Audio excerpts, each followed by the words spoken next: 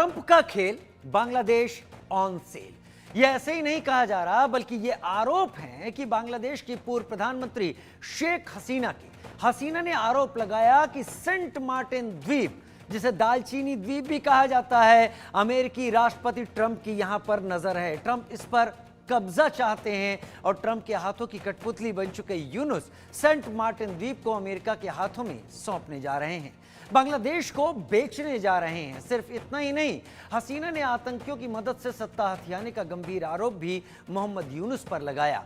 हसीना ने यूनुस पर यह सनसनीखेज आरोप तब लगाए जब यूनुस पर कुर्सी छोड़ने का दबाव बढ़ रहा है। आर्मी चीफ ने दिसंबर तक चुनाव कराने का अल्टीमेटम दे रखा है, लेकिन मोहम्मद यूनुस ने कुर्सी छोड़ने से इनकार कर दिया। सवाल है कि क्या वाकई मोहम्मद यूनुस ट्रंप के हाथों की कठपुतली बन चुके हैं? क्या यूनुस सब कुछ ट्रंप के इशारे पर कर रहे हैं? आज इसी पर करेंगे चर्चा। कई खास मेहमान हमारे साथ होंगे, लेकिन उससे पहले ये रिपोर्ट देखिए।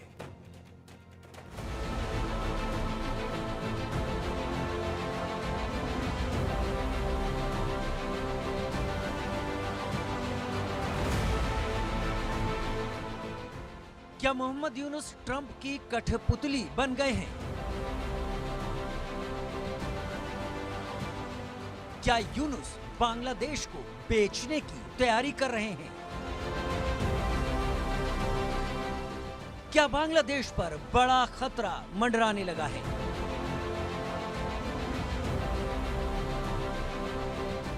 क्या बांग्लादेश में नया राजनीतिक संकट आने वाला है? ये सवाल तब सुलगने लगे जब ढाका की सड़कों पर बांग्लादेशी सेना के जवान बख्तरबंद गाड़ियों में घूमने लगे। जनरल जमा के सैनिक ढाका में गश्त करने लगे और इस तनाव के बीच बांग्लादेश की पूर्व प्रधानमंत्री शेख हसीना ने अंतरिम सरकार के मुखिया मोहम्मद यूनुस पर सनसनीखेज और बेहद गंभीर आरोप लगाए। शेख हसीना ने दावा किया कि मोहम्मद यूनुस अमेरिका को बांग्लादेश बेच रहे हैं। जब अमेरिका सेंट मार्टिन आइलैंड चाहता था तो मेरे पिता राजी नहीं हुए थे।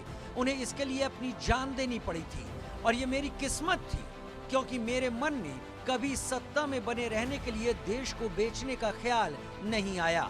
और जिस देश के लोगों ने राष्ट्रपिता बंगबंधु शेख मुजीबुर रहमान के आह्वान पर 30 लाख लोगों को स्वतंत्र कराने के लिए हथियार उठाए और संघर्ष किया, अपनी जान दे दी, उस देश की 1 इंच भूमि भी किसी को देने का इरादा किसी का नहीं हो सकता। लेकिन आज कैसी विडंबना है कि एक ऐसा व्यक्ति सत्ता में आया, एक ऐसा व्यक्ति जिसे देश के लोग बेहद प्यार करते हैं, एक ऐसा व्यक्ति जिसे दुनिया प्यार करती है, सत्ता में आकर उस व्यक्ति का क्या हाल हो गया। बांग्लादेश की जो केयरटेकर सरकार है, उसने बहुत चालाकी से अवामी लीग पर इलेक्शन लड़ने से बैन लगा दिया है। शेख हसीना भारत में है, उनका पासपोर्ट कैंसिल कर दिया गया है, यानी वो बांग्लादेश वापस नहीं जा सकती। अगर वो बांग्लादेश वापस गई तो जैसे ही वो ढाका पहुंचेंगी तो ये जो अलग अलग गुटों के गुंडई यानी टेररिस्ट एलिमेंट्स हैं, ये उनको घेर लेंगे हजारों की संख्या में और उनको पकड़कर किसी अननोन डेस्टिनेशन में ले जाएंगे। वहां पर शेख हसीना के ऊपर मुकदमा चला देंगे और हो सकता है कि उन्हें सजाए मौत देकर फांसी पर भी लटका देंगे।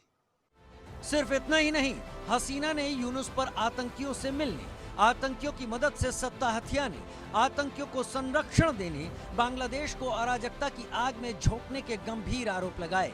फेसबुक पोस्ट कर शेख हसीना ने कहा, यूनुस ने उन आतंकवादियों की मदद से सत्ता हथियाई जिन्हें कई अंतर्राष्ट्रीय मंचों पर बैन किया गया है, जिनसे हमने बांग्लादेश के लोगों की रक्षा की। केवल एक आतंकवादी हमले के बाद ही हमने कठोर कदम उठाए थे, कई लोगों को गिरफ्तार किया था। अब जेलें खाली हैं, उन्होंने सभी को रिहा कर दिया। अब बांग्लादेश में उन्हीं आतंकियों का राज है। हसीना के इन आरोपों के बीच मोहम्मद यूनुस और बांग्लादेश आर्मी चीफ जनरल जमा में तनाव भी बढ़ता जा रहा है। जनरल जमा ने यूनुस को दिसंबर तक चुनाव कराने का अल्टीमेटम दिया था, लेकिन यूनुस कुर्सी छोड़ने को तैयार नहीं है। यूनुस से कुर्सी का मोह छूट नहीं रहा। वो जिहादियों, कट्टरपंथियों की मदद से सत्ता में बने रहना चाहते हैं। यही वजह है कि आर्मी चीफ के अल्टीमेटम के बावजूद यूनुस ने इस्तीफे से इनकार कर दिया। यूनुस के ऑफिस की ओर से कहा गया, अगर कोई कार्रवाई सरकार की स्वायत्तता, सुधार प्रयासों, न्यायिक प्रक्रियाओं, स्वतंत्र और निष्पक्ष चुनावों या सामान्य प्रशासनिक कामकाज में बाधा डालती है और इसके कारण सरकार अपने सौंपे गए दायित्वों को पूरा करने में असमर्थ हो जाती है, तो सरकार जनता से परामर्श कर आवश्यक निर्णय लेगी। साफ है, यूनुस सत्ता छोड़ने को राजी नहीं है। ऐसे में सवाल है कि आखिर यूनुस कुर्सी पर क्यों जमे रहना चाहते हैं? क्या बांग्लादेश के अंतरिम सरकार के मुखिया कोई बड़ा खेल करने वाले हैं? क्या यूनुस वाकई ट्रंप की गोद में खेल रहे हैं? क्या अमेरिका को यूनुस सेंट मार्टिन द्वीप बेचने वाले हैं? और सवाल ये भी कि क्या कट्टरपंथी यूनुस बांग्लादेश का बेड़ा गर्क करके ही मानेंगे? Bureau report, India news. Bangladesh से आ रही तस्वीरें किसी तरफ इशारा जरूर करती हैं, लेकिन उसको सीधे लिखी हुई इबारत की तौर पर पढ़ना थोड़ा सा कंफ्यूज कर जाएगा, क्योंकि जो दिख रहा है क्या वही हो रहा है या फिर जो नहीं दिख रहा वो आगे आने वाले दिनों की नींव तैयार कर रहा है।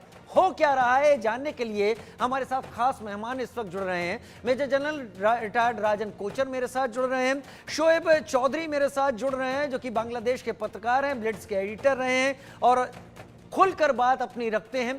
संजीव श्रीवास्तव विदेश मामलों के जानकार मेरे साथ जुड़ रहे हैं। पीयूष पंत जी वरिष्ठ पत्रकार के तौर पर मेरे साथ इस वक्त जुड़ रहे हैं। सबसे पहले शोएब भाई, मैं आपका रुख करता हूं क्योंकि आपके जरिए पहले वो कहानी समझ ली जाए जो इस वक्त बांग्लादेश में हो रही है।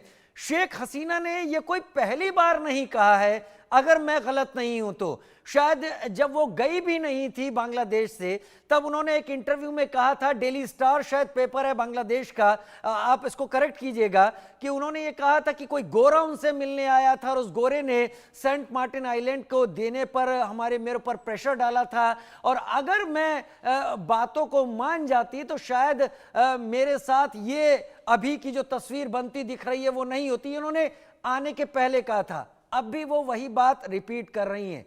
बांग्लादेश के अंदर चल क्या रहा है इस वक्त, शोएब चौधरी? बहुत बहुत धन्यवाद राजीव शर्मा भाई और सारे सम्मानित पैनलिस्ट को मेरे तरफ से नमस्कार। देखिए, यहाँ I have to give the background. क्या हुआ 21 तारीख, हमारे जो आर्मी चीफ है जनरल वकरुज़्ज़मान, वो जाके यूनुस से मिले और यूनुस को उन्होंने कहा कि 30 दिसंबर तक आप चुनाव करो, 1 जनवरी 2026 इलेक्टेड गवर्नमेंट आना है। वकरुज़्ज़मान साहब ने दूसरी जो बात कहा यूनुस को कि आप जो ये सेंट मार्टिन आइलैंड बेचने की कोशिश में हैं, अराकान आर्मी को मिलिट्री कॉरिडोर देने की कोशिश में हैं और बहुत सारे कोशिश में हैं, ये बंद कीजिए। ये सब काम इलेक्टेड गवर्नमेंट आएगा वो डिसाइड करेगा कि नहीं करेगा, आपकी ये कोई राइट नहीं है करने की।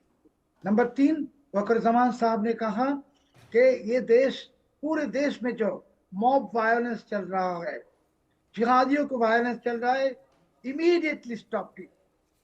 आई am not going to tolerate it any मोर।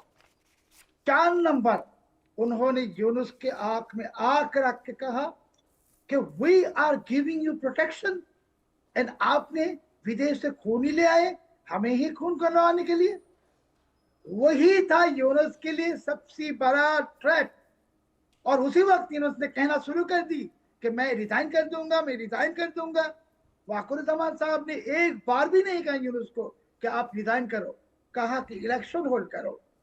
अभी यूनुस समझ गए कि ये जो विदेश से खूनी ले आए, और वो खूनी का नाम है खलीलुर रहमान, जो यूनुस ने उसको नेशनल सिक्योरिटी एडवाइजर बनाया, मगर Khalilur Rahman American passport holder है। Exactly. So American passport holder, a foreign national, Bangladesh की national security adviser. So Yunus समझ गई कि अभी वकरुज़्ज़मान साहब एंड बांग्लादेश आर्म फोर्सेस वो उसको अभी पकड़ेगा कि एक देश की सेना प्रधान, आर्मी चीफ, इनको assassination attempt, very serious allegation. Yunus अभी हाई ट्रीजन की केस पेश करेगा। मैं कहता हूं यूनुस अरेस्ट भी हो जाएगा, वो यूनुस खुद भी जानते हैं। अब ये नाटक कर रहा है, रिजाइन करूंगा, और उसी के लोग कह रहा है भाई रिजाइन मत कीजिए। और वो जो डेली स्टार नाम के जो अखबार के बात अभी आपने की, ये भी एक दलाल है यूनुस की। उसके रिटर्न ने 2 दिन पहले एक एडिटोरियल लिख ली, प्लीज डोंट गो। तो ये नाटक चलेगा नहीं। बांग्लादेश में मिलिट्री डिप्लॉयमेंट कर रहा है, खलीलुर रहमान कांप रहा है, और यूनुस की पूरी जो सो कॉल्ड एडवाइजरी काउंसिल, इसमें 14 है फॉरेन पासपोर्ट होल्डर, यूनुस खुद भी फॉरेन पासपोर्ट होल्डर। तो जैसे कि बांग्लादेश एक बंच ऑफ मर्सिनरीज के दखल में आ गई। और एक बहुत स्ट्रांग बात की वाकुरुज्जामान साहब ने, मैं कोट एंड अनकोट कहता हूं कि you are bringing rascals from abroad, rascals, and those rascals are trying to destroy Bangladesh. तो आप समझ रहे हैं, जब आर्मी चीफ, एक पेट्रियोटिक फोर्सेस का आर्मी चीफ जब इस भाषा में चेतावनी देते हैं, ये हमारे जो सारे सम्मानित स्कोप एनालिस्ट वो लोग भी वो भी सब समझते हैं कि यूनुस के सामने क्या होने वाला है। मैं राजीव भाई आपके शो में ही पहले कभी कहा था कि यूनुस को फांसी में लटकाना है, वो दिन आ गई। यूनुस को फांसी पर लटकाना है, वो दिन आ गया। शोएब इस बात की तरफ इशारा जरूर कर रहे हैं, लेकिन शोएब चौधरी उसकी एक वजह अभी सामने नहीं रख रहे हैं। हो सकता है प्रोग्राम आगे बढ़ेगा तो जरूर कुछ वजह वो क्लियर करके सामने रखें। लेकिन राजन कोचर सर, मैं अब आपका रुख करना चाहूंगा। इस विवाद की जड़ में ही मैं जाना चाहता हूं। शुरुआत में शोएब चौधरी को इसलिए लिया कि वहां की जमीनी हकीकत वो सामने रख पाए। सेंट मार्टिन आइलैंड, या उसको नारिकेल जंजीरा भी कहते हैं, दालचीनी द्वीप भी कहते हैं, ये आखिर अमेरिका चाहता क्यों है? क्या भारत, जहां पर भारत का ओडिशा का वो पोर्ट आता है जहां भारत ज्यादातर टेस्ट करता है मिसाइल्स के, क्या वहां भारत पर नजर रखना, इधर वो एक ड्रग कार्टेल का जो रूट बनता है बर्मा से होकर, क्या उस पर भी नजर, और इससे भी बढ़कर क्या मलक्का स्ट्रेट के सारे रूट को अपने कंट्रोल में रखना चाहता है अमेरिका? राजन कोचर साहब जरा डिटेल में समझाएं। एक तो ये बहुत अच्छा आपका सवाल है, strategic importance of Saint Martin Island. अब शुरू से ही अमेरिका का इस पे नज़र थी। आप जानते हैं 2012 में म्यांमार और बांग्लादेश के बीच में डिस्प्यूट था इस आइलैंड का, और जो इंटरनेशनल ट्रिब्यूनल था उसने 2012 में ये आइलैंड बांग्लादेश के फेवर में ये दिया बांग्लादेश। हालांकि मैं अभी तक कंफ्यूजन में हूं सर कि 9 किलोमीटर कॉक्स बाजार से सेंट मार्टिन आइलैंड पड़ता है और बर्मा से करीब 8 किलोमीटर है, तो नजदीकी तो बर्मा के साथ है, फिर ये बांग्लादेश को कैसे चला गया था? वो इसमें लीगल इश्यूज होते हैं काफी, इसमें डिस्टेंस नहीं ज्यादा मैटर करता है। ये पीछे की हिस्ट्री में भी जाते हैं और उसकी लीगैलिटीज में भी जाते हैं, तो उनके बांग्लादेश के फेवर में डिसाइड हुआ। अब बहुत ज़रूरी हो जाता है कि यूनाइटेड स्टेट्स का यहाँ पे कोई बेस नहीं। आप देखें, जहाँ पर भी यूनाइटेड स्टेट्स कंट्रोल करना अपना चाहता है वहाँ पे वो अपने बेसेस बनाता है। और जो इंडियन ओशन में जो नियरेस्ट बेस यूनाइटेड स्टेट्स का है वो है डिगो गार्सिया में, और इसीलिए चाइना ने कोको आइलैंड्स में अपना बेस बना लिया है जो म्यांमार की जुरिस्डिक्शन में है। और आप जानते हैं कि रेयर अर्थ एलिमेंट्स म्यांमार में सबसे ज़्यादा है, और एक गैस पाइपलाइन है म्यांमार में जो म्यांमार से सीधा चाइना तक जाती है। और इसीलिए आपकी जानकारी के लिए इंटरेस्टिंग बात है, जो अरकन आर्मी है, जो एक रेबल फोर्स है मिलिट्री जनता के अगेंस्ट जो लड़ रही है, ये उसको अमेरिका सपोर्ट करता है, और उसका एक हेडक्वार्टर वॉशिंगटन में भी है। तो आप इस तरीके का अगर आप जो पॉलिटिकल अगर आप इसको पढ़ेंगे और इसको समझेंगे, एनालाइज करेंगे, तो आप समझ जाएंगे कि अमेरिका का इस रीजन में इन्फ्लुएंस चाइना को कंट्रोल करना है, पॉइंट नंबर 2। दूसरा, भारत को अनस्टेबल करना है, वो बहुत ज़रूरी है। हमने नॉर्थ ईस्ट में भी देखा, मणिपुर और मिजोरम में भी देखा कि ड्रोन्स के वीडियोस आए थे जिसमें एक यूएस का आदमी जो इनको कुकीज़ को सिखा रहा था, वो ड्रोन्स को कैसे ऑपरेट करना है। तो आप, और ये ड्रग्स की भी बात आपने की, गोल्डन ट्रायंगल जो बनता है थाईलैंड के साथ, म्यांमार के साथ और इस एरिया में, वो भी एक बहुत बड़ा इसको कारण है। उसमें इतना पैसा इन्वॉल्व है, माफियाज इन्वॉल्व है। तो अमेरिका की इंटरफेरेंस इस एरिया में, एक चाइना को डोमिनेट, दूसरा इसको भारत को देखिए, वो जो अमेरिका ने चाइना के साथ गलती करी कि चाइना को बढ़ने दिया और इकोनॉमिकली ग्रो करने दिया, शायद वो दोबारा ये गलती नहीं करना चाहता। आज भारत वर्ल्ड की सबसे फास्टेस्ट ग्रोइंग इकोनॉमी है, 6.7 ग्रोथ रेट है भारत का, जो IMF और वर्ल्ड बैंक ने दिया है, और कोई भी देश उसके पास नहीं आते। अमेरिका 3.6% है, चाइना 3.8% है। तो आप, ये जो चीज है, भारत को कंट्रोल भी है और चाइना को भी है। और एक लास्ट बात इंपॉर्टेंट है, ये जो प्रॉब्लम हो रही है आर्मी चीफ की इस वकार के साथ, ये आपकी जो लाल मोनोरेत एयरफील्ड है, जो इनके रंगपुर डिस्ट्रिक्ट में है और हमारे जलपाईगुड़ी के पास, हमारे चिकन नेक के पास भी है, चिकन के पास वो चाइना को, वो चाइना को दिया जा रहा है। उसको दोबारा से अच्छी तरीके से डेवलप करने के लिए अमेरिका की जो स्टारलिंक है, वो उसको परमिशन इसको दे दी गई है बांग्लादेश में स्टैब्लिश करने के लिए। और तीसरा, जो ये आपका चिटागोंग पोर्ट है और आपका मंगला पोर्ट है, उसमें चाइना की इन्फ्लुएंस हो रही है। तो एक सिंपल पॉलिसी है मोहम्मद यूनुस की कि अगर भारत को इक्वेशन से बाहर करना है, अगर भारत से, देखिए अभी एक रिसेंट 180.25 करोड़ का एक कैलकटा की कंपनी है शिप बिल्डिंग के, उसके साथ कॉन्ट्रैक्ट भी कैंसिल कर दिया है। तो ये एक बेसिक इंडिकेटर है कि अगर हमको भारत को इक्वेशन से बाहर करना है तो चाइना और हमको यूएस की हमको सपोर्ट लेनी पड़ेगी, और वही उसकी पॉलिसी है। आप उसको देख लो, उसके जितने भी एक्शन है। अभी इसको शोएब साहब ने एक इम्पॉर्टेंट बात की थी रखिन स्टेट की। अब ये जो रखिन स्टेट है, ये अरकन आर्मी कंट्रोल करता है और अरकन आर्मी को यूएस कंट्रोल करता है। तो ये जो कॉरिडोर है, अगेन इसमें यूएस की इन्वॉल्वमेंट आ रही है। तो आप इसको समझो, इसको डीपली अगर आप जाओगे तो आपको पता चलेगा कि इसकी यूएस की पॉलिसी और इसका कन्फ्रंटेशन, बिकॉज चीफ इनको बोल रहे हैं कि आप ये सारी डिसीजंस नहीं ले सकते because you are not a elected leader. जी, जब तक आप इलेक्शन नहीं जीतेंगे, आप ऐसी डिसीजन नहीं ले सकते। एक केयर टेकर गवर्नमेंट इतना ज्यादा बड़े बड़े स्टेप्स ले रही है और शायद इसी को लेकर वकारुज्जमा इस बात को लेकर परेशान हैं कि जो कुछ भी हो रहा है, क्या उसमें एक मोहरा खुद वकारुज्जमान भी आने वाले फ्यूचर में बनने तो नहीं वाले हैं। शोएब इसके पहले, शोएब भाई बहुत पहले इशारा कर चुके हैं कि वकारुज्जमान की कुछ गलतियां रही हैं, जिन्हें वकारुज्जमान अब शायद आर्मी के मूवमेंट के जरिए ठीक करने की कोशिश कर रहे हैं। लेकिन मैं बड़ी खबर ले लूं, फिर पीयूष पंत जी आपका रुख करता हूं। खालिदा जिया की पार्टी बीएनपी ने अब मांग की है, चुनाव का रोड मैप यूनुस तैयार करें, बीएनपी की तरफ से मांग।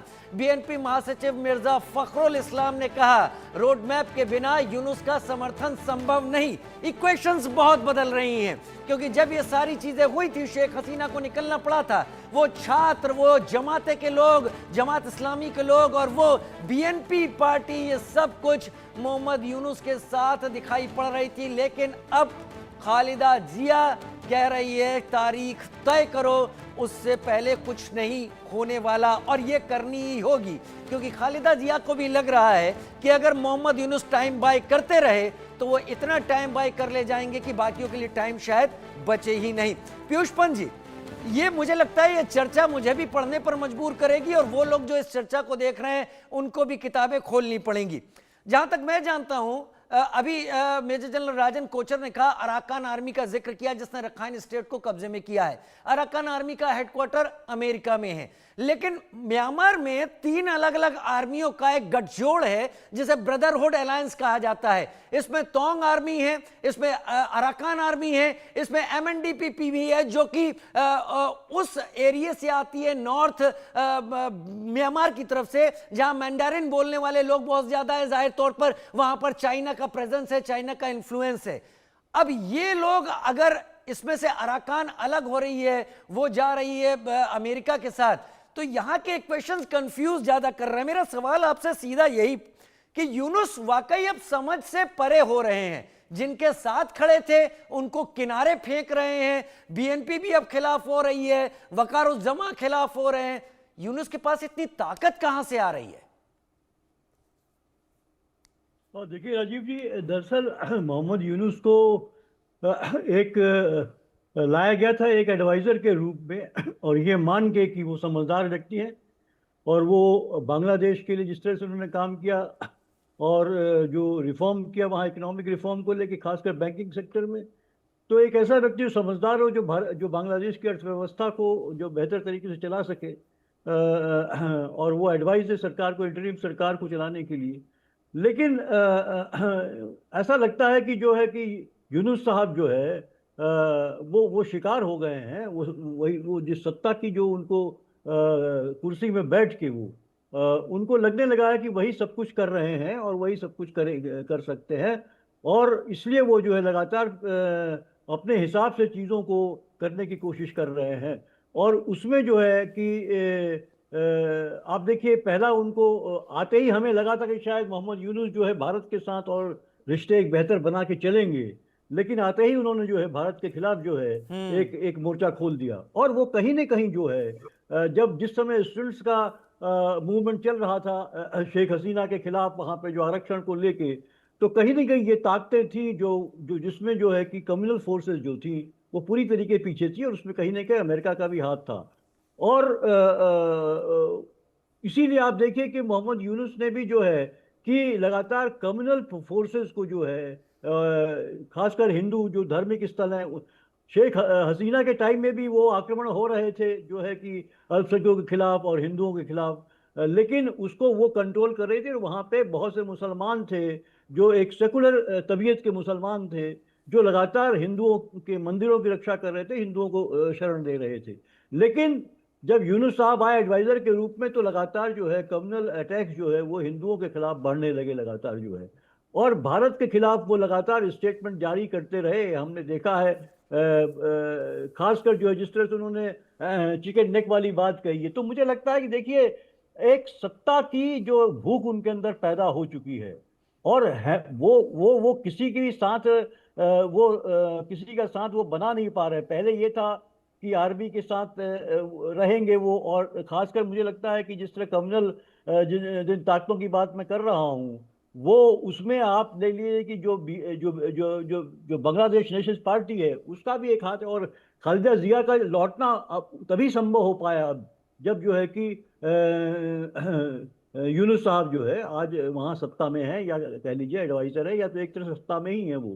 तो खालिदा जिया ये लगा था उनके साथ मिलके ही जो है कि वो, और खालिदा जिया को एक फैसिलिटेट करने के लिए आगे चल के वो कुछ न कुछ काम कर रहे हैं। लेकिन अब तो ऐसा लग रहा है कि खालिदा जिया से भी नाराजगी उनसे है, और वो जो चाह रही है एक चुनाव की मांग कर रही है, तो वो उसको लिए तैयार नहीं हो रहे हैं दिसंबर तक चुनाव कराने के लिए। और आर्मी भी यही चाह रही है। आर्मी भी जो है अभी तक आर्मी देखिए, आर्मी अभी पाकिस्तान के तर्ज पे नहीं गई है आर्मी वहाँ पे।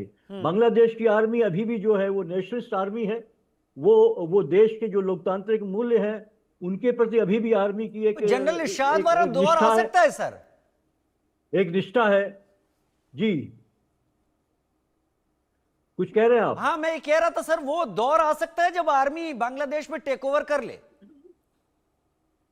आ सकता है, अगर इसी तरह की स्थितियां बनी रही तो मुझे लगता है, देखिए जिस तरह से आर्मी ने और जो है कि जनरल जमा ने जो बात कह दी है उनसे, यूनुस साहब से, तो अगर स्थितियां, क्योंकि वहां पे जो है लॉ एंड ऑर्डर की सिचुएशन भी खराब है, और अगर इस तरह के हालात, वैसे तो नहीं चाहिए, मुझे जहां तक मेरी जो समझ है वहां के आर्मी की, और जो वहां के जनरल के स्टेटमेंट से भी लग रहा है, लगातार वो बातचीत कर रहे हैं और वार्न कर रहे हैं, कह रहे हैं कि आप इलेक्शन कराइए, जो भी डिसीजन इस तरह के आप ले रहे हैं, ये आप केयर टेकर गवर्नमेंट नहीं ले सकती, ये इलेक्टेड गवर्नमेंट ले सकती है।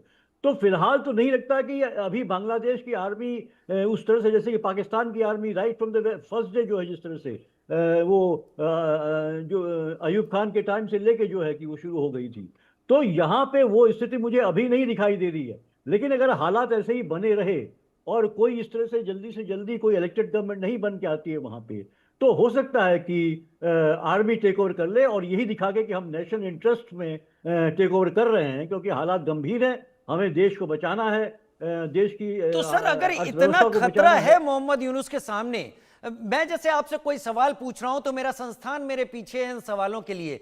मोहम्मद यूनुस की वो ताकत क्या है कि इतने खतरों के बावजूद वो मना भी कर दे रहे हैं कि मैंने हटना नहीं है, सब ताकत कौन सी है?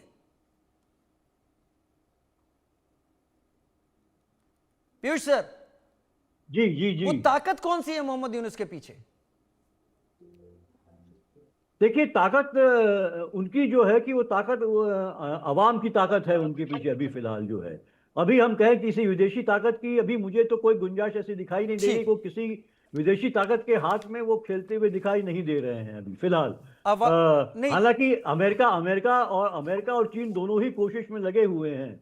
वहां पे अमेरिका अपना प्रभुत्व बनाने की कोशिश में लगा हुआ है, चाइना भी लगा हुआ है। जैसे अभी जो यूनुस साहब से पूरी तरीके से चाइना की तरफ एक उनका झुकाव बढ़ रहा था, और जो उन्होंने उनको इनवाइट भी चाइना को किया, आपको जो है कि यहाँ पे चिकन नेक के वहाँ पे जो है कि उन्होंने उस तरह से आपने कहा कि आप आइए, और वहाँ पे जो सिलीगुड़ी के पास जो वो कॉरिडोर है, और वहाँ पे जो उनसे कहा कि लालमोहन में जो है, लालमोहन में जहाँ जिसको, हाँ जी जी, एयरबेस बनाने की बात तो चाइना को उन्होंने किया। उसके अलावा अभी चाइना जो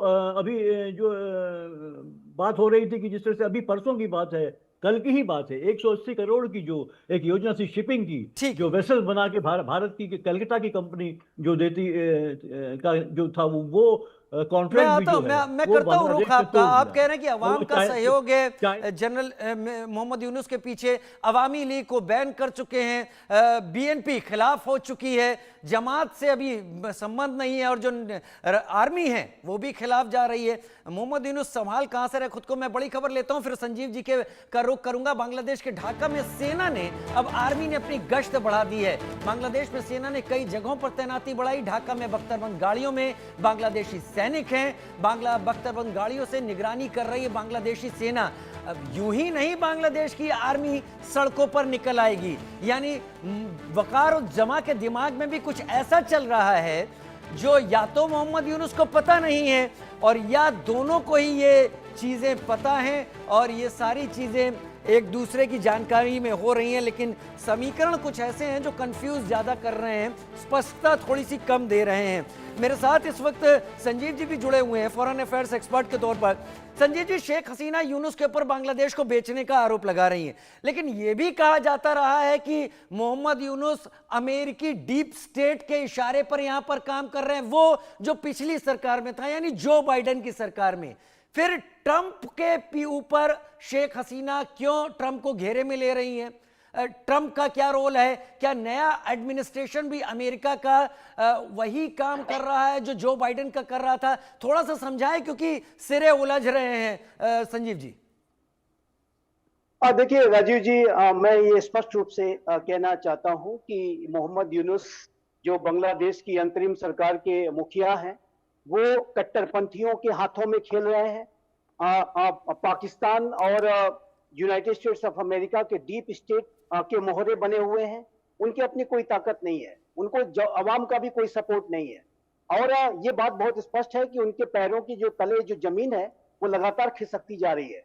उनके जो सत्ता में जो दिन है वो गिनती के बचे हैं, उनको जाना ही होगा, और क्योंकि वो अपने दायित्वों का पूरी तरीके से जो निर्वहन है करने में, मैं कहूंगा कि टोटली वो फेल्योर रहे हैं, कंप्लीट फेल्योर उनका रहा है, और ये बात बहुत स्पष्ट है। और इस बात को अब बांग्लादेश की जो आर्मी के चीफ जनरल वकारुज्जमान, जो कि एक बेहद जिम्मेदारी भरे नेतृत्व के लिए जाने जाते हैं, विजनरी लीडर हैं, मिलिट्री लीडर हैं, और उनका जो व्यक्तित्व है बहुत ही विवेकपूर्ण है, बुद्धिमत्तापूर्ण है, और यदि वो चाहते तो वो कब का टेक ओवर कर चुके होते बांग्लादेश के ऊपर, लेकिन उन्होंने बांग्लादेश के लोकतंत्र को बचाने की का उनका एक संकल्प है, और वो ये चाहते हैं कि बांग्लादेश में जो लोकतांत्रिक व्यवस्था जो बनी हुई थी वो वैसे ही चले जैसा कि शेख हसीना के समय में बनी हुई थी।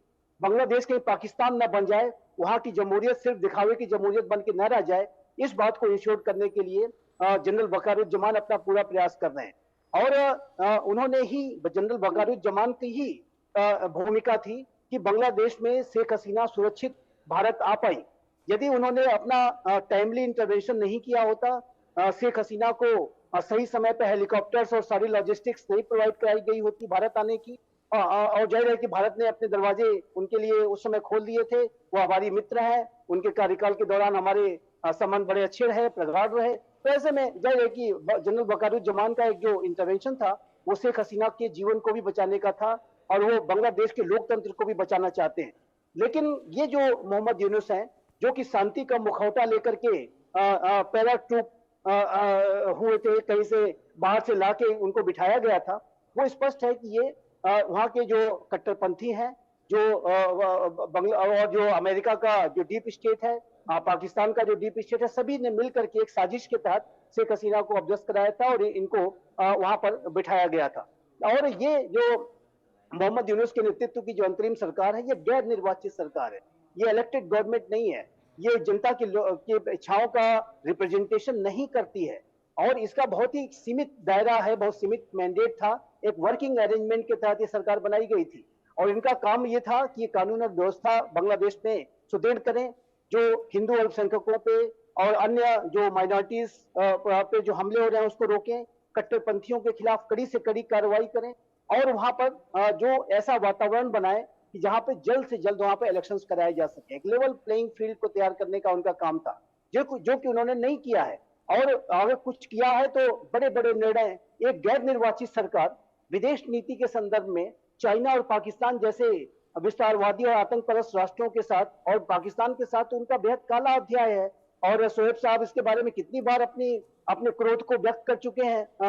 तमाम पाकिस्तानी जो पैनलिस्ट आते हैं, हमने देखा है शोएब साहब की क्या भावना है, और उसी तरीके की भावना पूरी बांग्लादेश के लोगों की है, आम लोगों की है। वो पाकिस्तान से नहीं चाहते कि अपने संबंध सुधारें, और पाकिस्तान ने जो उनके ऊपर जुल्म सितम, बर्बरता, अत्याचार, उसके बारे में शब्द भी कम पड़ जाएंगे। कितना ज्यादा भयानक अत्याचार उन्होंने ढाहा था बांग्लादेश के लोगों पर पाकिस्तान की सेना ने, तो उसको सबको भुला करके आप जा करके उनसे गलबहियां कर रहे हो, और आप किस आधार पे ये संबंध बढ़ाने जा रहे हो? आपको किसने ये अधिकार दिया है? उनको कोई अधिकार नहीं इस तरह के संबंधों को बढ़ाने का।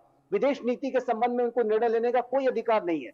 अगर ये कोई अधिकार किसी को है तो वो बांग्लादेश की इलेक्टेड गवर्नमेंट को होगा। जब चुनाव वहां हो जाएंगे, जो भी सरकार वहां आएगी, चाहे वो कोई भी सरकार आए, वो निर्णय ले सकती है कि वो चाइना के साथ कैसे संबंध रखेंगे, और पाकिस्तान के साथ कैसे रखेंगे, भारत के साथ कैसे रखेंगे। सब सारा जो निर्णय है वो बांग्लादेश की इलेक्टेड गवर्नमेंट करेगी। इस सरकार को कोई दायित्व नहीं है, इसका अधिकार बनता है कि ऐसे निर्णय वो करे। लेकिन इन्होंने सारे विदेश नीति संबंधी निर्णय तो बड़े बड़े कर लिए, लेकिन जो मूल जो काम था वो तो किया नहीं। तो इसी वजह से आप देखिए राजीव जी, कि जो बांग्लादेश की सेना के चीफ वकारुज्जमान साहब हैं, उन्होंने अपनी गहरी नाराजगी व्यक्त की है, गहरी नाराजगी व्यक्त की है। क्या कि 6 महीने से आपको हम देख रहे हैं, आपने कुछ भी करके नहीं दिखाया, और अभी तो इन्होंने बड़ा और भी साजिश रच डाली बांग्लादेश के खिलाफ। जाहिर है कि वो डीप स्टेट्स के और कट्टरपंथियों के इशारे पे कि एक रखाइन कॉरिडोर बनाने की तरफ बढ़ गई है, और जाहिर है कि बाहर की जो ताकतें हैं वो इनको मोहरे की तरह इस्तेमाल कर रही हैं। विदेशी एक पासपोर्ट धारक को नेशनल सिक्योरिटी एडवाइजर बना दिया है, और जाहिर है कि उन्होंने एक रखाइन कॉरिडोर ह्यूमैनिटेरियन नाम दे करके बनाया है, जिसको कि जनरल जमान ने कहा कि ये कोई ह्यूमैनिटेरियन नहीं है, ब्लडी कॉरिडोर है, और ये बांग्लादेश की जो संप्रभुता है, उसकी टेरिटोरियल इंटीग्रिटी के लिए बड़ा खतरा पैदा करेगा। तो ये जो सारी स्थितियां हैं बहुत ही स्पष्ट है कि ये जो सरकार है वो अपने दायित्व में विफल साबित हुई है, और इसी वजह से आप देख रहे हैं सेना का मूवमेंट, आप देख रहे हैं कि सेना एक्टिव हो गई है। और मेरा ऐसा मानना है कि टेक ओवर तो नहीं करेंगे जनरल जमान, क्योंकि वो एक लोकतंत्र तांत्रिक मूल्यों में और व्यवस्था में विश्वास करने वाले नेता है। लेकिन वो इस मोहम्मद यूनुस की जो अंतरिम सरकार को कुछ जी। आगे ऐसा नहीं करने देंगे हाँ। कि जिसकी की वजह से ये वहां के लोकतंत्र को और अधिक बिगाड़े। और यदि मोहम्मद यूनुस वहां पर चुनाव नहीं करा पाते हैं तो मेरा मानना है कि कोई अदर एक वर्किंग अरेंजमेंट वहां पर इमर्ज करेगा, सेना ही उसको कराएगी। इस अंतरिम सरकार को सेना नहीं बनाया था। फिलहाल तो सर ऐसा लग नहीं रहा कि मोहम्मद यूनुस किसी चीज के लिए तैयार होते दिख रहे हैं। शोएब भाई, जब शुरू में जब हालात बिगड़े थे, अगस्त की बात मैं कर रहा हूं, तब बीएनपी भी साथ थी, जमात भी साथ थे, वहां के लोग साथ थे। शेख हसीना की अवामी लीग को साइडलाइन करने की कोशिश की गई, शेख हसीना बाहर चली गई, उनके लीडर कैद कर लिए गए। वकारुज्जमान तब भी साथ खड़े थे मोहम्मद यूनुस के।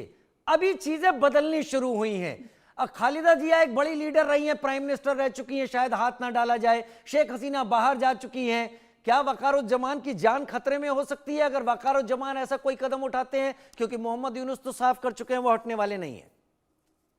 राजीव भाई, सबसे पहले जो बात सबको जानना जरूरी है कि यूनुस इस जमाने की सबसे बड़ी फ्रॉड है, कॉन मैन है। ये जो ग्रामीण बैंक बनाया था, ये लेके पूरी के पूरी झूठी मक्कारी करके दुनिया को बेवकूफ बनाया। ही इज अ फ्रॉड। दूसरी बात जो है, आप जो बात कह रहे कि वकारुज्जमान साहब ने चुनाव के बाद की, अभी यूनुस जो he is a serious threat to Bangladesh national security and sovereignty. ये बंदा को देखे तो इलेक्शन तक इंतजार करने के कोई कारण ही नहीं। इलेक्शन अभी मिलिट्री इंटरवेंशन होगा नहीं, कू भी होगा नहीं, हमारे आर्मी पाकिस्तान आर्मी की तरह नहीं है, but there will be a military action. Military action, जैसे संजीव भाई ने कहा कि it is an illegal regime, इसको रिमूव कर देगा। केयरटेकर गवर्नमेंट आएगा, इलेक्शन टाइम केयरटेकर गवर्नमेंट, और वो क्या इलेक्शन टाइम केयरटेकर गवर्नमेंट 4 महीने में इलेक्शन होल्ड करेगा। अभी जितने घंटे यूनुस तख्ता में बैठा रहेगा उतने घंटे बांग्लादेश की सॉवरेनिटी खतरे में है। 18 करोड़ बंगाली की जिंदगी खतरे में है, वकारुज्जमान साहब की जिंदगी खतरे में है, हमारे आर्म फोर्सेस की जिंदगी खतरे में है। इसके लिए कि 71 में आप जानते हैं टिक्का खान का नाम सुना होगा।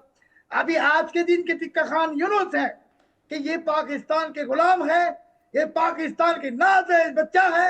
इसको अभी right now our army should go storm into his office. उसको क्या कहो, इसको सर पे पिस्तौल लगा के, हथियार लगा के गोली मार देना चाहिए। He is a threat to my country. ये एनिमी को एलिमिनेट करना बहुत जरूरी बहुत ही जरूरी। और पाकिस्तान 47 से 71 तक कोशिश किया बंगाली को पाकिस्तानी बनाने के लिए, बना नहीं सका। बंगाली कभी पाकिस्तानी होगा नहीं। और जैसे हमारे संजीव भाई ने कहा कि 30 लाख लोगों को मारा, ये पाकिस्तानी ने। हमारे पास के 6 लाख माँ बहन की इज्जत लूटा, ये पाकिस्तानी ने। ये पाकिस्तानी के साथ जो हाथ मिलाएगा, जो सीना मिलाएगा, वो हमारे जाति के दुश्मन है। Yunus is the biggest enemy of Bangladesh. या तो इसका आज रात ही गोली मार देना चाहिए, और he should be remove and put into jail and put on trial कि इसने पिछले 9 महीने में सिर्फ स्टॉक मार्केट से 90,000 करोड़ लूट के ले गई। $3 बिलियन इसने स्मगलिंग की। एक देश में जैसे कि 14 advisers including the so called chief adviser सब फॉरेन पासपोर्ट होल्डर है, national security adviser foreign passport holder है। क्या हुआ? बांग्लादेश को हाईजैक किया है। आप अमेरिकन डीप स्टेट का हो या पाकिस्तानी आईएसआई कहिए, कुछ भी कहिए, चाइना कहिए, हमारे मुल्क को इन्होंने हाईजैक कर लिया। मैं आता हूं शोएब भाई, एक सवाल और छोटा सा आता हूं, लेकिन आपको एक जानकारी दे दूं। बांग्लादेश बैंक ने एक आंकड़े जारी किए हैं। वो बांग्लादेश जहां पर कैपिटा इनकम 3 गुना हो गई थी शेख हसीना के टाइम में, वो अब करीब 103 अरब डॉलर से ज्यादा का कर्जदार हो गया है। टोटल फॉरेन डेट जो है बांग्लादेश पर, वो 103 अरब डॉलर से ज्यादा का हो गया है। बांग्लादेश के हर सिटीजन के ऊपर करीब $483 का अब कर्जा आ गया है। बाहरी कर्जा। यूनुस राज में बांग्लादेश में यह संकट अब बढ़ रहा है। जो सवाल अभी उठा रहे थे शोएब भाई, जो सवाल हमारे बाकी पैनलिस्ट उठा रहे थे, बांग्लादेश बेचने की तैयारी हो रही है एक ऐसे नोबेल लॉरेट की तरफ से जिसको इकोनॉमी के चलते, एक माइक्रो फाइनेंस के चलते जिसको नोबेल प्राइज मिला हो, उसके राज में 103 अरब डॉलर से ज्यादा का कर्जा अब बांग्लादेश पे है। 2 साल 3 साल पहले, 2 साल पहले ये 257 अरब डॉलर का था। शोएब भाई बड़ा शॉर्ट में अब समझाइए, अगर आर्मी मिलिट्री एक्शन करने में देर करती है और तब तक मोहम्मद यूनुस सेंट मार्टिन द्वीप को, आइलैंड को अमेरिका को दे देता है, ये इर्रिवर्सिबल चीज होगी। बांग्लादेश ट्रबल में नहीं आ जाएगा अगर आर्मी एक्शन भी ले ले तो? राजीव भाई, जब खुले ओपनली हमारे आर्मी चीफ ने डिस्कस कर ली यूनुस की कॉन्स्पिरेसी, ये डिस्कस करने के बाद आर्मी को रिट्रीट करने की कोई वजह है नहीं, कारण भी नहीं है ना, because our army is already expose the blueprint, total blueprint. अभी ये ब्लूप्रिंट जब एक्सपोज हो गया, ये देश को बेचने की कोशिश में है, हमारे आर्मी चीफ को खून करने की कोशिश में, हमारे आर्मी को डिस्ट्रॉय करने की कोशिश में। अभी किसी को, कोई आर्मी भी किसी को ऐसे कोई डेंजरस पर्सन को वक्त नहीं देगा। मैं आपको दावा एकदम कॉन्फिडेंटली कहता हूं कि Yunus days are numbered. He will either go to jail or he will meet his God, but by the coming week. By the coming week. Yunus के दिन अब तय हो चुके हैं। मेजर जनरल राजन कोचर, मैं बहुत ज्यादा आर्मी की स्ट्रेटेजी को भले ना समझूं, लेकिन इतना समझता हूं कि आर्मी की गाड़ियां यूं ही सड़क पर नहीं आती हैं।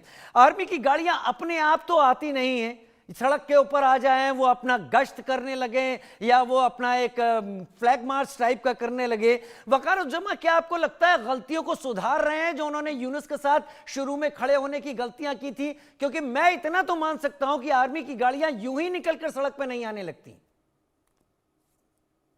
राजीव जी, आपकी ऑब्जर्वेशन बिल्कुल सही है। अगर आप बांग्लादेश की हिस्ट्री में भी जाओ 1971 से, तो 29 कू अटेम्प्ट्स हुए हैं बांग्लादेश में, और काफ़ी इसमें फेल हुए हैं, बट इसमें काफ़ी सक्सेसफुल हुए हैं।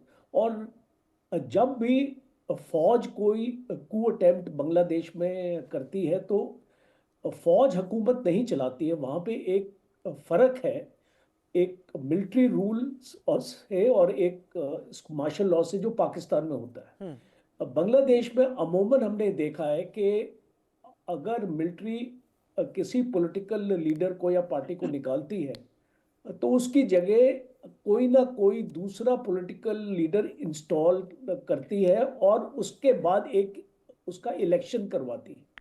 तो अगर मैं इस ट्रैक रिकॉर्ड पे जाऊं फौज का जो बांग्लादेश में है और अभी जो दिखाई दे रहा है, क्योंकि जनरल वकारुल-जमान ने एक चेतावनी दे दी है, एक एडवाइजरी दे दी है मोहम्मद यूनुस को कि आप सुधर जाओ, अपनी पॉलिसीज को रिव्यू करो, और हमको ये एक्सेप्टेबल नहीं है कि आप बाहर की ताकतों को यहाँ पे बुला रहे हो और भारत के साथ रिश्ते भी आप खराब कर रहे हो। ये इसका भी जिक्र हुआ है कि इसको भारत से हमको उसकी ज़रूरत है, आप उसके साथ रिश्ते मत खराब कीजिए, और बाहर के देशों को आप इसको यहाँ पे अपना आइलैंड देना चाहते हैं, एयरबेस देना चाहते हैं, आप अपने पोर्ट्स देना चाहते हैं, बिकॉज एक बार आपने राइटली कहा कि ये बाहर की ताकतें अगर एक बार अंदर आ जाती है बांग्लादेश में,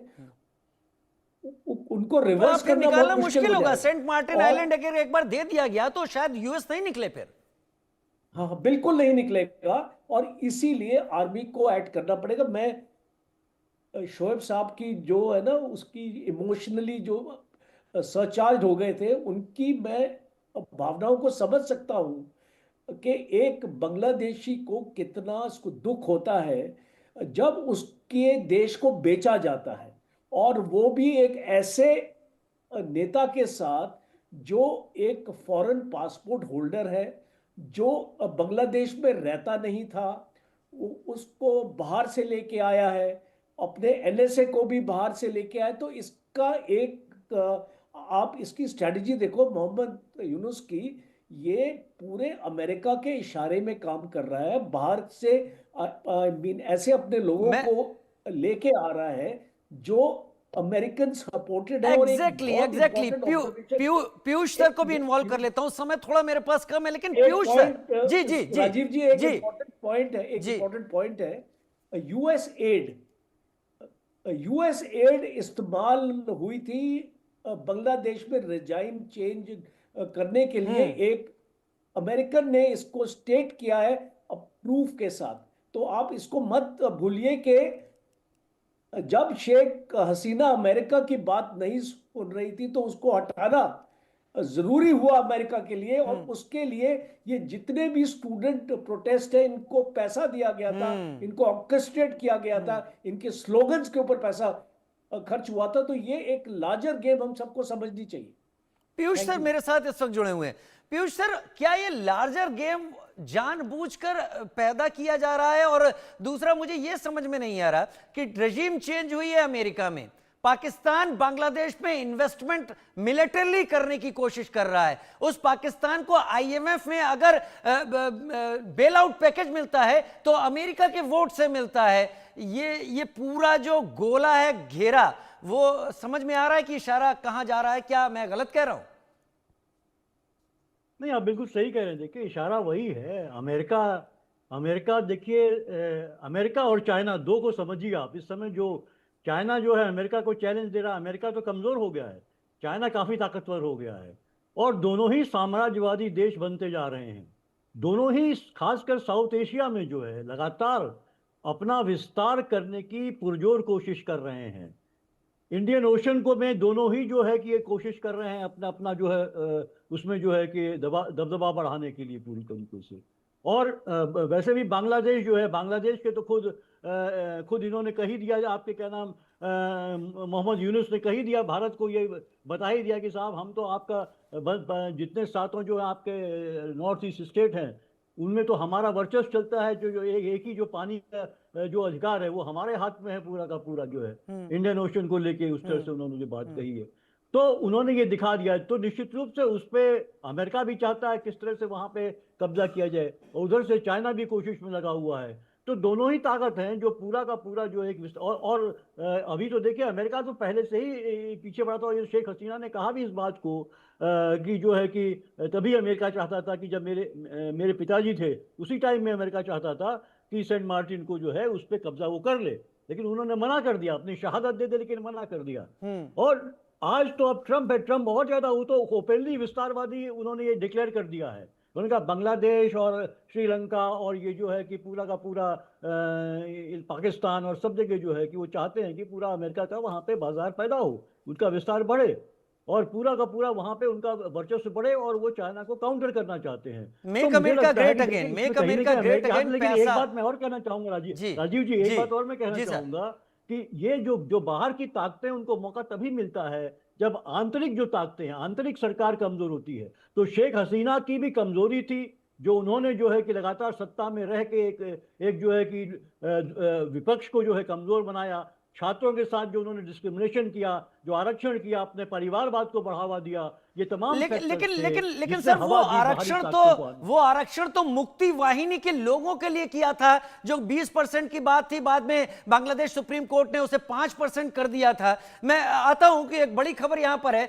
दबाव के बीच यूनुस प्रशासन ने धमकी भी दी है, हमें रोका तो फिर आंदोलन हो सकता है। मोहम्मद यूनुस की तरफ से, उनके एडमिनिस्ट्रेशन की तरफ से जनता के नेतृत्व में आंदोलन हो सकता है। हम हर आवश्यक कदम यहां पर उठाएंगे कि किसी भी तरीके से हालात को कंट्रोल करें। अगर हम पर दबाव पड़ा तो आंदोलन फिर से हो सकता है। यानी अपने ट्रंप कार्ड को यूनुस एडमिनिस्ट्रेशन ने बाहर निकाल दिया है। संजीव श्रीवास्तव जी, कितने चांसेस आप देखते हैं कि ये ट्रंप कार्ड निकाल सकते हैं मोहम्मद यूनुस एक बार फिर वही 5 अगस्त का सीन बांग्लादेश में पैदा हो जाए? देखिए राजीव जी, बांग्लादेश के ये जो अंतरिम सरकार के मुखिया हैं मोहम्मद यूनुस, जाहिर है कि उन्होंने अपने आप को लगातार एक्सपोज किया है। वो पूरी तरीके से उनका असली चेहरा सामने आ चुका है, वो शांति का मुखौटा वगैरह उतर चुका है। और ये कट्टरपंथियों की भाषा बोल रहे हैं। ये कह रहे हैं कि हम आंदोलन करेंगे। आखिर किस आंदोलन की बात करते हैं? जिस समय ये बांग्लादेश के आंतरिक हालात थे, उस समय उस दिन कहाँ थे वो? कौन से आंदोलन का नेतृत्व कर रहे थे? किसी यूरोप के किसी देश में थे और वहां से पैराट्रूप कराए गए, वहां से उनको लाया गया और इन्हीं कट्टरपंथियों ने और डीप स्टेट ने उनको जाकर के सत्ता में बिठाया है। तो ये जो भाषा ये बोल रहे हैं, ये कट्टरपंथियों की भाषा बोल रहे हैं। लेकिन मैं इसमें स्पष्ट रूप से देखता हूं कि बांग्लादेश की सेना वहां पर कट्टरपंथियों को सफल नहीं होने देगी। और जैसा कि शोएब साहब ने कहा कि आर्मी के जो चीफ ने सारी स्थितियों को बिल्कुल एक्सपोज कर दिया है, बिल्कुल बता दिया है कि क्या किस तरीके से बांग्लादेश को बेचने की साजिश, बांग्लादेश में सब कुछ रेडिकल इस्लामिस्ट अतिवादी आतंकपरस्त ताकतों के हाथ में सौंपने की साजिश, बांग्लादेश को पाकिस्तान बना देने की साजिश किस तरह से रची जा रही थी, और जो कि बांग्लादेश की सेना इसे सफल नहीं होने देगी। ये बात बहुत स्पष्ट है।